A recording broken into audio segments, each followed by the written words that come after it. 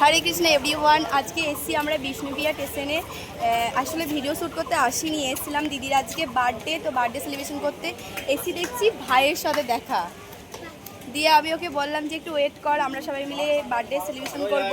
তো ওটা করেছি, অবশ্যই আমার পেজে দেখতে পাওয়া যাবে। আর ভাইও খুব আজকে সুন্দর আমাকে ভিডিও এত করে, সুন্দর সারপ্রাইজ দিয়েছে, আমি তো অবাক। তো ভাইয়ের পেজে তোমরা সবাই অবশ্যই দেখতে পাবে। ও খুব সুন্দর সুন্দর ভিডিও করে, ডান্স ভিডিও করে। আমার তো খুব ভালো লাগে, তোমাদের ভালো লাগবে, তোমরা ওকে একটু সাপোর্ট করো। আর আমার সঙ্গে দেখেছো ওদের ভাইরালাই এখন নতুন বিশ্বরম্ভা তালতলা হয়েছে, ওইখানে বাড়ি সবাইদের।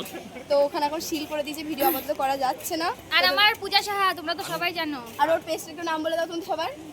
কিন্তু ওকে জড়িয়ে দিচ্ছি। আমার রাকিব ডান্সার ও রকি এবং ডান্সার।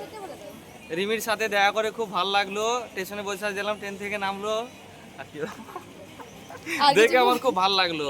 আর কি বলবে, ওর কিছু বলার নেই। আবার যদি কোনোদিন আবার কপাল সাথ দেয় তাহলে আবার দেখা হবে। আবার হবে। এবার তুমি বলো। দিদি সবসময় দিয়েছে সবার পাশে। বলো তোমাদের আমার আইডির নাম দিনেশ মূর্তি। সবাইকে দেখা হলো এখানে, খুব ভালো লাগলো। এই বোনটার হ্যাপি বার্থডে, খুব মজা করলাম, এনজয় করলাম। Thank you. আবার সবার দেখা হবে তো, সবাই হাই দি দাও। হ্যাঁ।